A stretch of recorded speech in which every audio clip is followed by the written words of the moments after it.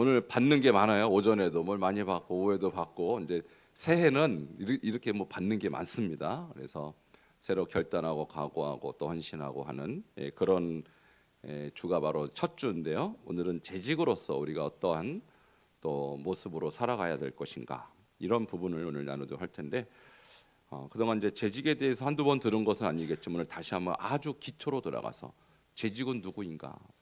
내가 재직이라면, 내가 집사라면, 권사라면, 장로라면 또 앞으로 재직이 되실 분들은 도대체 재직이 뭔가 이것을 성경적으로 먼저 알고 성경이 말하는 그 재직으로 온전한 또 헌신을 하시기를 주 이름으로 축원합니다. 자, 재직이 성경에서 재직 이런 단어는 없습니다. 다만 우리가 재직이라고 부를 수 있는 용어들이 있죠. 집사라든지 감독이랄지 장로랄지 이런 단어들이 있는데 근데 가장 먼저 시작된 재직은 집사입니다. 그래서 오늘 집사라는 이 직분, 집사를 우리가 먼저 알아야 그 다음에 권사, 장로 이런 직분들이 무엇을 의미하는지 먼저 알 수 있기 때문에 재직에 대해서 오늘 집사를 중심으로 말씀드리도록 하겠습니다. 자, 첫 번째 재직은 뭐 하는 사람인가? 재직의 정체성. 재직에 대해서 성경에 나오는 것은 첫 번째 한번 따라하시겠습니다. 재직은 봉사하는 사람이다. 우리 앞에 분에게 한번 알려주세요. 재직은 봉사하는 사람입니다. 알고 계셨어요? 처음 들어보세요? 알고 계셨군요. 자, 그러면 봉사라는 단어가 어디에서 등장하는지 오늘 본문 6장 1절을 함께 읽도록 하겠습니다. 시작. 그때 제자가 더 많아졌는데 헬라파 유대인들이 자기의 과부들이 매일의 구제에 빠짐으로 히브리파 사람을 원망하니. 아멘. 이 이야기의 배경은 이제 그렇습니다. 오순절에 성령이 역사했습니다. 많은 사람들이 3,000명씩 5,000명씩 예수님을 받아들이기 시작했어요. 그래서 예루살렘이 갑자기 그리스도인들이 많아지기 시작했는데 전에 없던 그런 어떤 사역들이 막 시작이 되는 거예요. 어떤 사역이 시작됐냐면 교회 안에 과부들이 있었어요. 근데 원래 유대인들은 과부에 대한 구제가 원래부터 있었어요. 어떤 구제가 있었냐면 매일 하는 이 구제가 있었고 일주일에 한 번씩 하는 구제가 있었어요. 근데 꼭 과부뿐만 아니라 고아나 나그네 그리고 이제 가난해서 갑자기 이제 경제가 어려워진 분들 이런 분들은 원래부터 유대인들 공동체 안에서는 회당을 중심으로 이렇게 구제를 했어요. 근데 지금 교회로 들어왔잖아요. 그러니까 교회도 똑같이 하는 것입니다. 원래 회당 공동체가 했던 그 구제를 하는데 문제가 생겼습니다. 어떤 문제냐면 이스라엘 민족이 크게 두 개로 갈라지는데 하나는 히브리파 유대인이 있고 하나는 헬라파 유대인이 있어요. 히브리파는 뭐냐? 예루살렘을 중심으로 이스라엘 본토에서 자라나고 거기서 성장하신 분들이 히브리파. 그리고 이스라엘 밖에서 태어나고 또 이스라엘 밖의 문화권에서 성장했지만 유대인인 사람들이 있습니다. 자, 이 사람들이 지금 오순절에 다 모여서 성령을 받고 하나의 교회를 형성을 했는데요. 문제는 너무 사람이 많다 보니까 이 구제를 하는 데 있어서 아무래도 팔이 좀 안으로 굽겠죠. 그러니까 주로 이 교회를 운영하는 사람들이 히브리파였겠어요, 헬라파였겠어요? 이스라엘 예루살렘이니까 히브리파가 주로 이 모든 사명을 감당했겠죠. 그리고 사도들 12사도 역시 히브리파죠. 그러니까 구제를 하는데 어떨 때는 히브리파 헬라파 골고루 하다가 어떨 때는 히브리파를 조금 더 주고 어떤 때는 헬라파가 못 먹는 경우도 있어요. 모자라면 못 먹을 거 아니에요.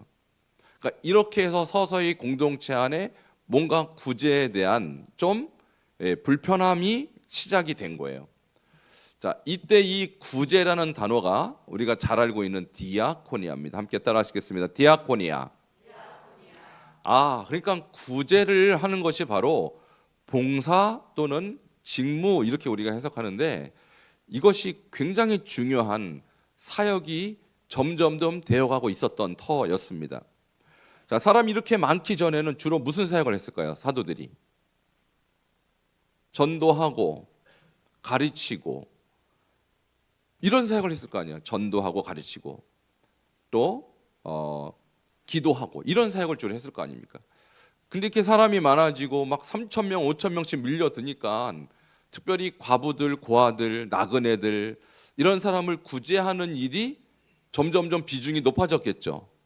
자, 이러면은 교회가 그 근본이 조금씩 흔들리기 시작하는 거예요.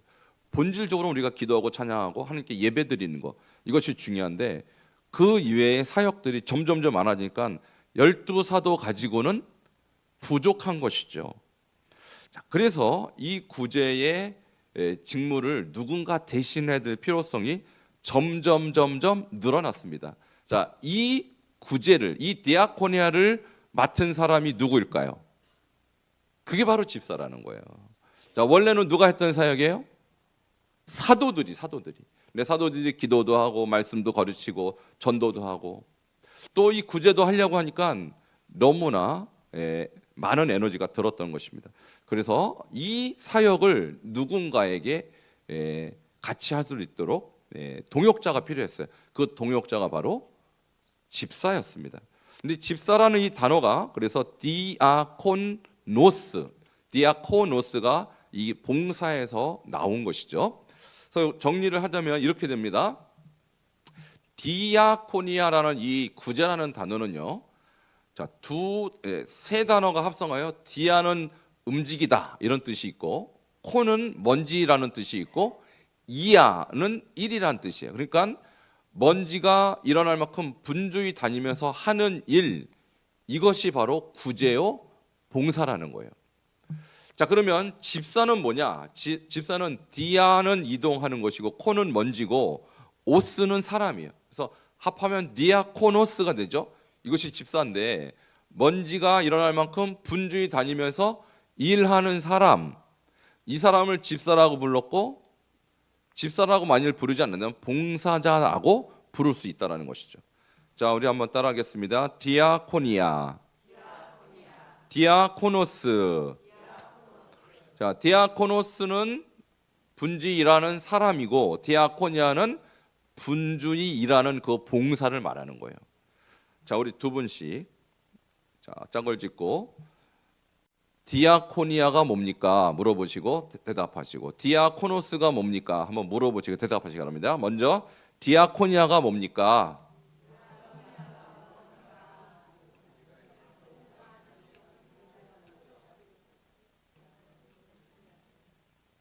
대답 잘 하신 거예요? 안 하신 거예요? 두 번째 질문 디아코노스가 뭡니까?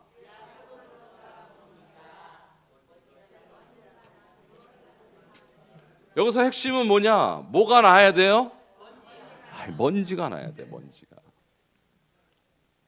왜 저 봉사라는 단어 안에 먼지가 들어있을까요? 봉사를 어떻게 한다? 너무 열심히 해갖고 먼지가 날 정도로. 그러니까 봉사를 할 때는요 먼지가 나야 돼. 내가 하는데 먼지가 안 일어났다. 이거 뭔가 문제가 있는 거예요. 원어 속에 이렇게 들어있어요. 그러니까 우리 한번 상상을 해보세요. 그 수많은 과부들, 고아들, 나그네들 봉사하느라고 사도들이 지금 먼지가 그냥 펄펄 나는 거예요. 아, 우리가 다 감당이 안 된다. 그러니까 함께 먼지를 일으킬 사람들을 세울 수밖에 없었죠. 그분들이 바로 저와 여러분인 줄 믿으시길 바랍니다. 자, 우리 옆에 분에 먼지나게 일합시다. 핵심이 먼지예요, 먼지. 예. 이렇게 원어 속에 아예 뜻이 들어 있는 것은 너무나도 오묘한 것이죠. 자, 그러면 우리가 조금 더 이 일들을 한번 생각해 볼 때, 그러면 주로 지금 이 봉사라는 것이 주로 어떤 봉사였을까요? 그러면 자, 구제니까 구제라는 게 뭐예요? 구제라는 게 밥 주는 거예요. 밥 주는 거예요.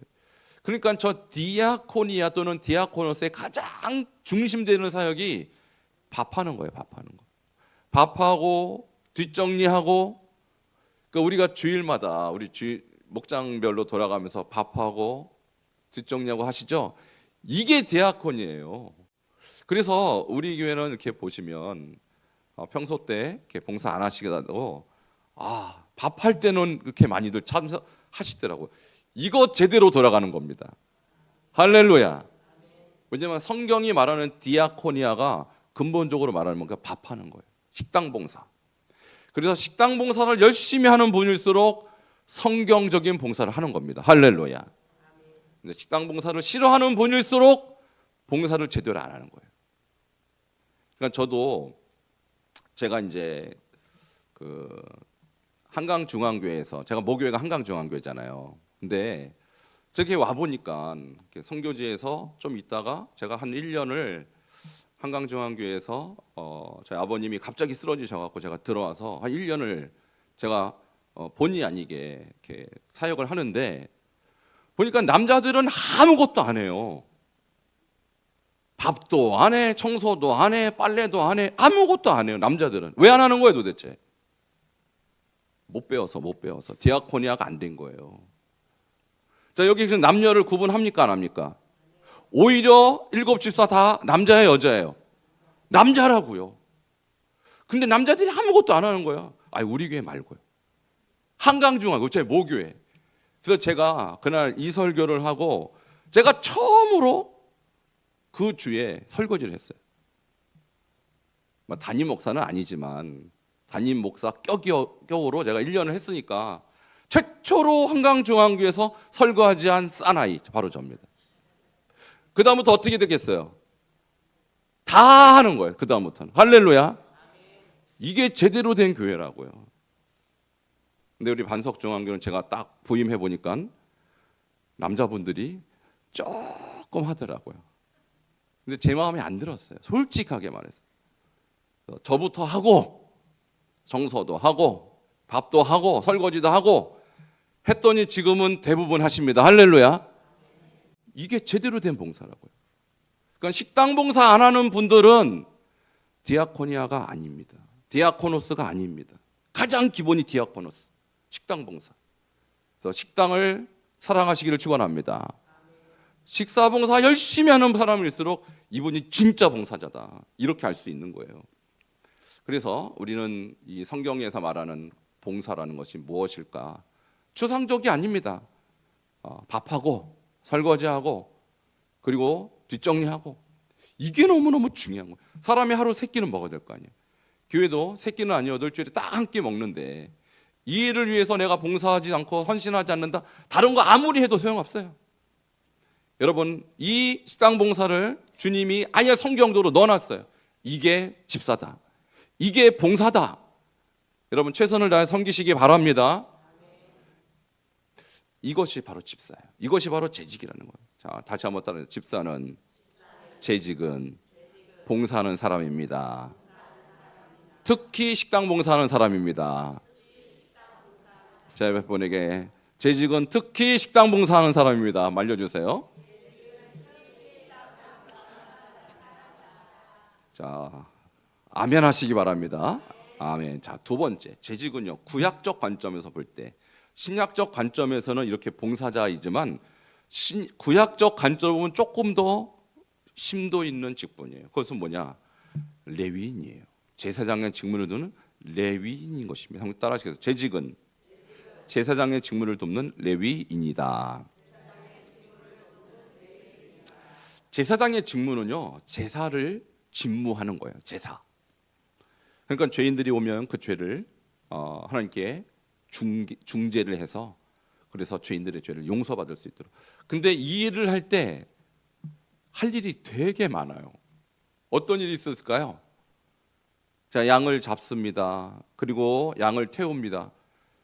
그러면 태우면 죄가 남죠. 이거 누가 치워야 돼요? 이거 원래는 제사장이 해야 되는데, 그럼 밀려드는 이 죄인들의 이 모든 것을 어떻게 제사장 혼자 다 합니까? 그러니까 하나님께서 제사장은 아론의 후손으로 딱 지정을 해 놓으셨고, 그리고 레위 후손들에게 제사장 아론의 후손을 도와서 레위인으로서의 직분을 맡겼어요. 그러니까 굉장히 성스러운 성막을 돕는, 주의 제사장의 직무를 돕는 레위인으로서 그 사람들을 아예 지정을 해 놓은 것입니다. 이 시대의 재직은 누굴까요? 이 시대의 재직은 바로 이 레위인이라는 것이죠. 자, 6장 2절 한번 보겠습니다. 이분들이 레위인이라는 의미를 담은 것이 있어요. 같이 6장 2절 시작. 열두 사도가 모든 제자를 불러 이르되 우리가 하나님의 말씀을 제쳐놓고 접대를 일삼는 것이 마땅하지 아니하니 아멘. 자, 열두 사도가라고 나와 있죠. 열두 사도가 지금 무엇을 논의합니까? 자, 우리가 하나님 말씀을 제쳐놓고 지금 말씀을 가르치고 전도하고 하기도 바쁜데 지금 할 일이 너무 많은 거예요. 식탁 봉사에 많은 시간을 들일 수밖에 없어요. 여기서 접대라는 이 단어가요, 뭐냐면은 트라페자, 식탁과 음식을 말하는 것입니다. 그래서 제가 식당 봉사가 기본이라고 말씀드렸죠.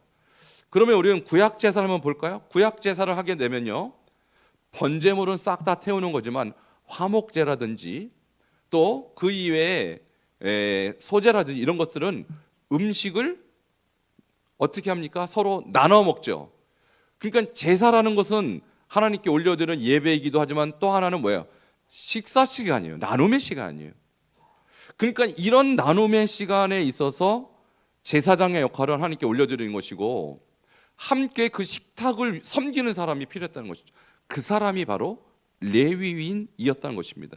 이 접대라는 단어가 바로 그런 일이고 원래는 사도가 할 일인데 사도들의 손이 일손이 부족하니 누구에게 일을 위임한 것입니까? 집사에게. 그러니까 구약으로 따지면 레위인에게. 원래는 제사장이 할 일인데 다 못하니 레위인에게 위임한 것입니다. 그러니까 레위인은 제사장이 할 일을 나눠서 하는 사람이에요. 분담시킨 사람. 허드렛 일이 아니라 제사장이 할 일을 나눠서 한 것이다. 그런 의미에서 볼 때 집사님들, 우리 재직들은 목회자가 할 일을 나눠서 하는 분들인 것입니다. 믿습니까? 그러니까 우리 집사님들, 권사님들이, 저 장로님들이 교회에서 하는 봉사라든지 특별히 식당 봉사, 이게 허드렛 일이 아니에요. 이것은 하나님의 제사를 위한 협력이요, 엄청난 사역인 것입니다.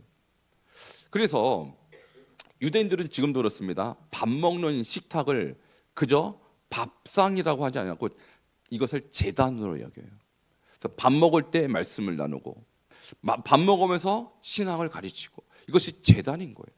그래서 교회도 그렇죠. 교회도 식사하고 예배하고 또 모여서 또 기도하고 또 식사하면서 교제에 떡을 떼고 이게 다 예배라는 거예요. 그래서 주일날 우리가 점심시간에 밥 먹는 것이 아니라 예배인 줄 믿으시기 바랍니다. 이것이 하나의 공동체에서 이루어지는 예배의 하나의 모습이라는 거예요. 그러니까 그 예배에 있어서 중요한 역할을 제사장이 하지만 돕는 자로서 레위인이 필요했고 신약으로 따지면 바로 재직들이 필요했던 것이죠. 자, 레위인의 직무를 또 볼까요? 레위인이 예배를 돕기 위해서 하는 많은 직무가 있는데 6가지만 말씀드리도록 하겠습니다. 첫 번째가 성막의 운반과 설치예요. 그래서 성막은 가운데에 있었지만 하나님께서 이동하라 그러면 또 그걸 접고 또 세팅을 또 하고 설치를 하고 이런 일을 누가 했는가? 레위인이 했어요. 그다음에 성전의 관리 및 경비를 했습니다. 성전 출입을 통제했고요. 문지기가 있었죠. 그래서 그다음에 성물을 보호하고 성전 청결을 유지했습니다. 그러니까 성전 청소하는 거 있죠. 이걸 레위인이 하는 거예요. 자, 우리는 목장별로 들어가면서 식사 봉사하고 또 청소하지 않습니까? 이거 원래 누가 한 일이에요? 구약에 레위인이 했다. 그러니까 우리가 구약의 레위인으로서 이 시대의 역할을 감당하고 있는 것이죠. 그다음에 제사 준비를 했죠. 제단에 불을 관리했습니다. 물을 가져오고 나무를 준비하고 향을 준비하고 이거 다 레위인이 했던 거예요. 오늘날도 우리가 예배를 드리려면요 많은 준비가 필요하죠. 특히 우리가 성찬식을 할 때 우리가 떡을 준비하고 또 포도주를 준비하고 또 볼을 준비하고 이 모든 것들은 정말 구약의 사역과 거의 일치하는 사역이에요. 자, 이런 것들을 우리 성도님들이 또 직분자들이 함께 준비하는 것이 레위인의 역할과 너무나도 유사한 것입니다. 그다음에 네 번째로 보면요, 레위인의 직무는 찬양과 음악을 담당했어요. 그래서 찬양하는 자가 있었고 악기를 연주한 자가 있었어요. 우리도 찬양대가 있잖아요. 너무나도 유사하죠. 그래서 오늘 나눠드린 그 2가지가 있는데 하나는 선서문이고 하나는 내가 무엇을 봉사하겠다 하는 이 봉사 체크리스트예요. 그래서 여러분이 지금 쭉 들으시면서 나는 뭐에 봉사를 해야겠다 하는 것에 좀 봉사를 하시는데 이미 한 3년 전에 이거 한번 했었어요.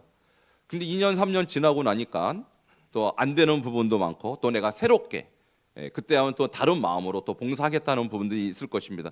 여기 본 찬양과 음악과 관계된 직무도 있죠. 우리 교회도 그 찬양대가 있습니다. 그래서 내가 올해는 한번 찬양대를 살보겠다 이런 분은 찬양대 체크해 주시면 되는 거예요. 그다음에 율법의 교육을 시켰습니다. 그 레위인들은요 헛된 일을 하는 사람이 아니에요. 결코 이들은 토라를 낭독하고 해석하고 백성의 정결과 부정을 가르치는 또 가르치는 교사이기도 하였습니다.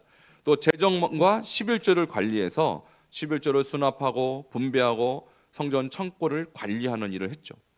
오늘날 우리 재정부가 있지 않습니까? 재정부가 하는 일과 구약의 레위인이 하는 일이 너무나도 똑같습니다. 그래서 레위인은 예배에 또 교육, 행정을 동시에 떠받친 언약 공동체 중추 역할을 했던 그런 분들이에요.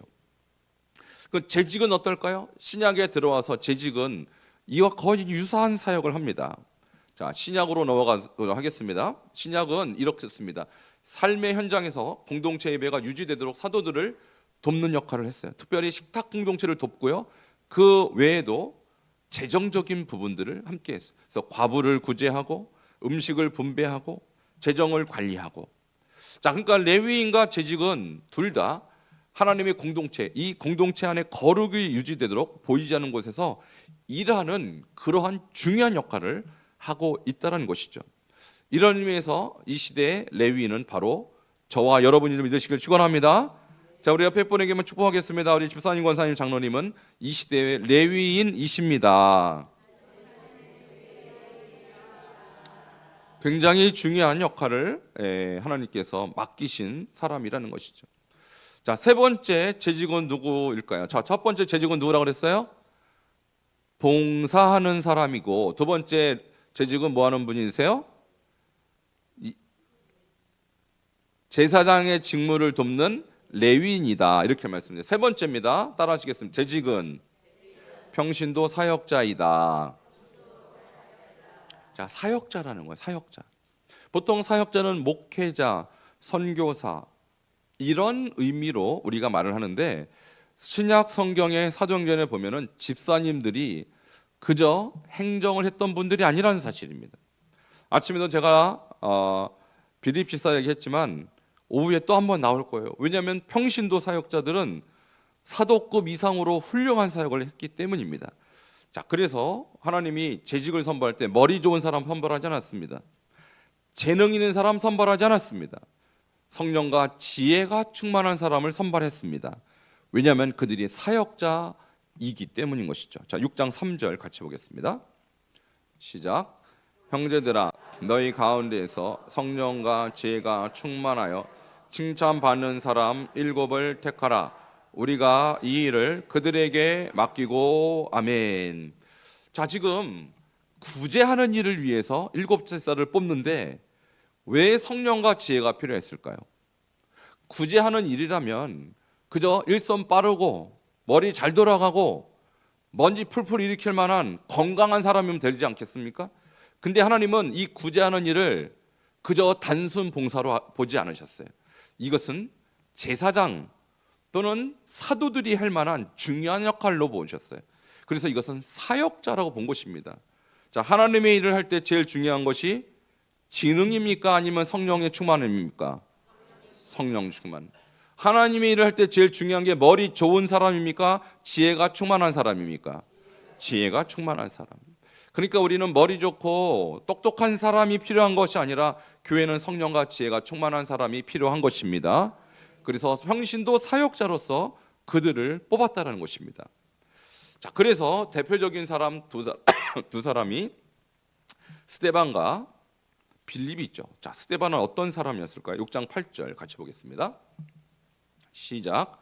스데반이 은혜와 권능이 충만하여 큰 기사와 표적을 민간에 행하니. 아멘. 자, 여기서 큰 기사라는 단어가 나왔어요. 기사를 행했다. 이게 영어로 하면 원더풀 할 때 원더인데 헬라어를 보니까요 테라스 이렇게 나와요. 테라스. 아침에 제가 메가스 얘기했죠. 메가, 1메가. 1메가가 몇이라고 그랬어요? 100만. 그러면요, 기사는 테라라니까요. 메가 다음이 기가고 기가 다음이 테라거든요. 그 테라가 제가 도대체 이게 몇인가 봤더니 10조예요. 10조. 그러니까 아침에 일어났던 그 크다 할 때 메가스보다도 몇 배가 더 큰지 모르겠어요. 엄청난 일을 누가 했다고요? 스데반이 행했다고요. 스데반이. 이분이 지금 사도예요? 그냥 집사예요? 집사인데도 이렇게 행했다는 것은 하나님은 사도와 집사를 구별하지 않고 성령을 부어주셨다는 뜻입니다. 그러니 성령과 권능이 충만하면 집사라도 사도급 이상으로 역사를 일으킬 수 있다는 사실을 우리가 스데반을 통해서 알 수 있는 거예요.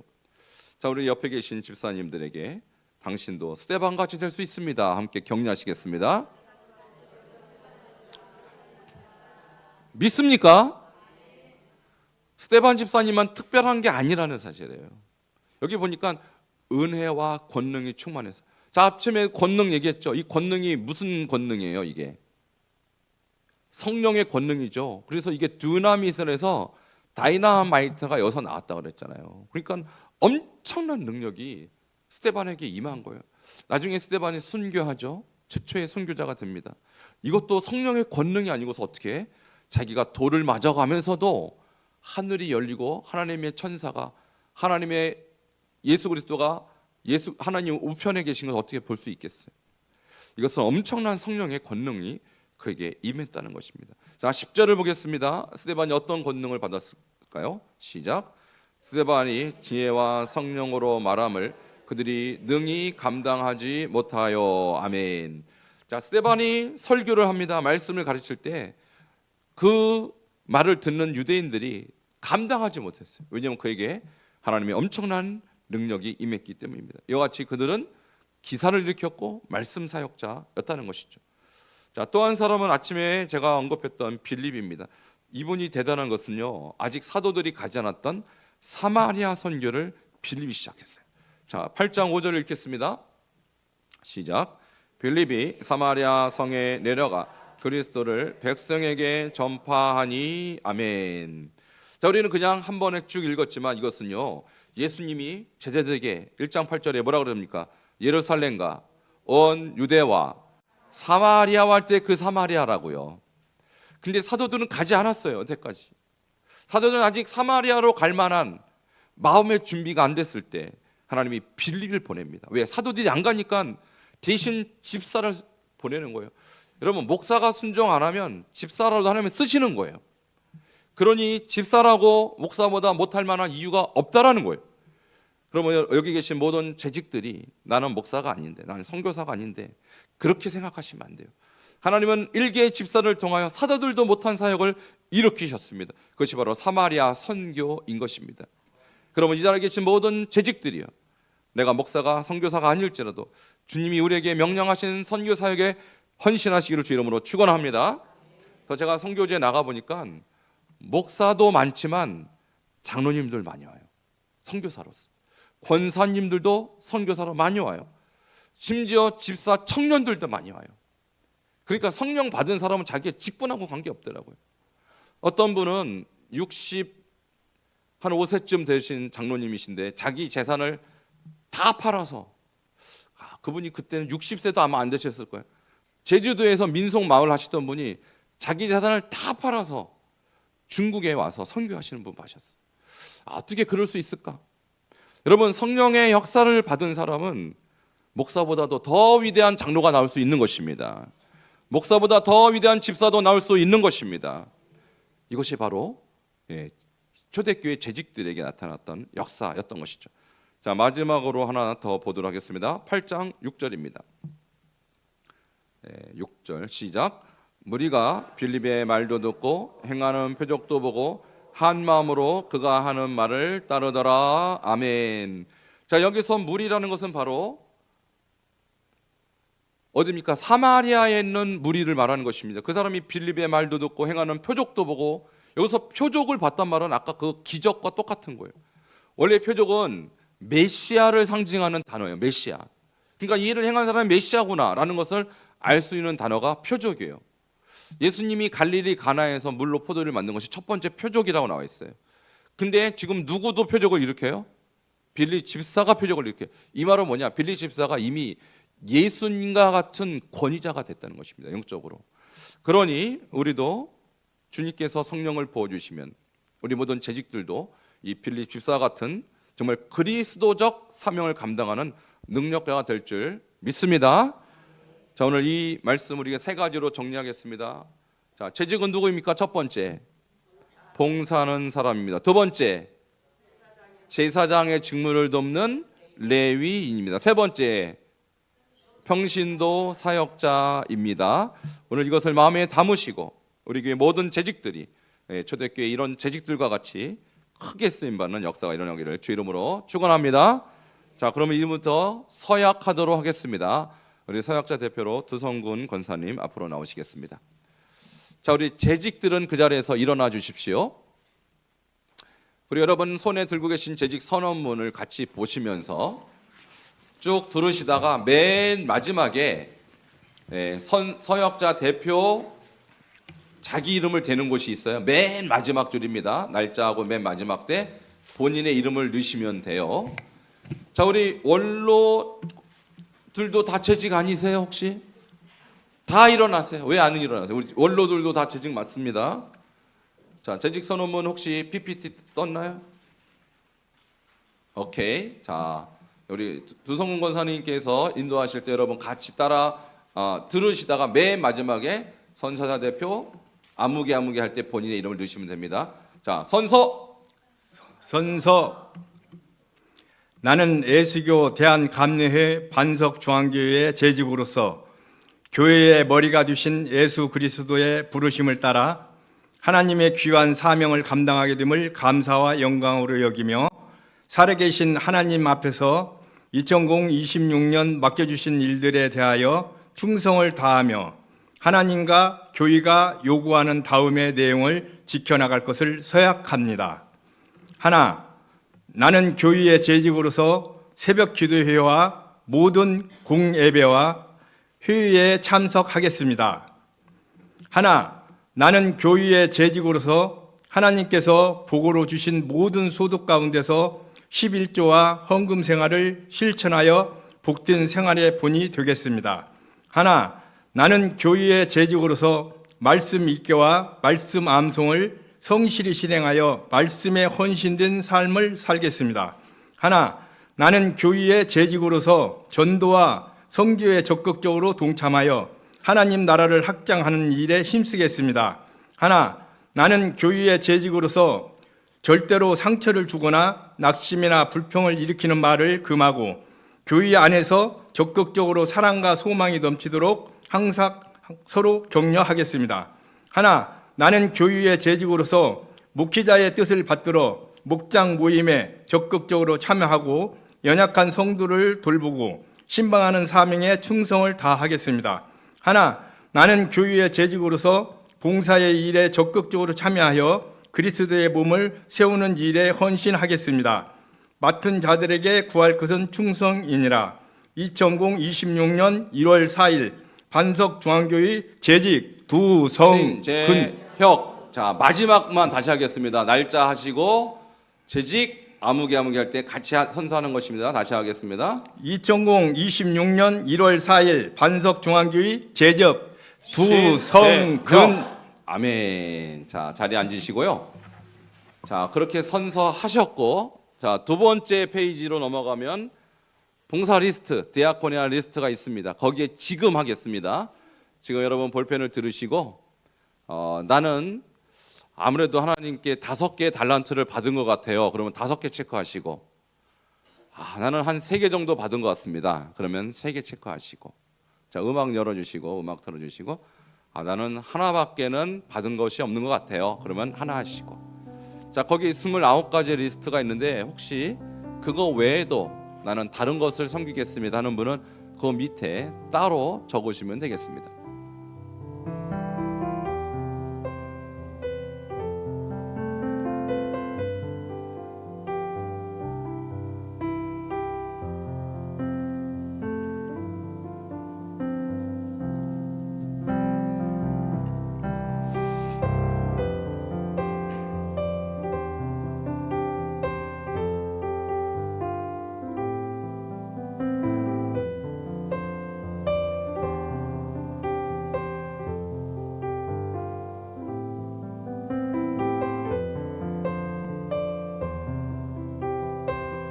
자, 아직 재직이 아닌 분들도 앞으로 재직 되셔야 되니까 내가 뭘 섬기겠습니다 하는 부분들이 있으시면 거기에다가 체크를 꼭 하시기 바랍니다. 없으신 분 한번 손 들어주세요. 이거 못 받으신 분? 네.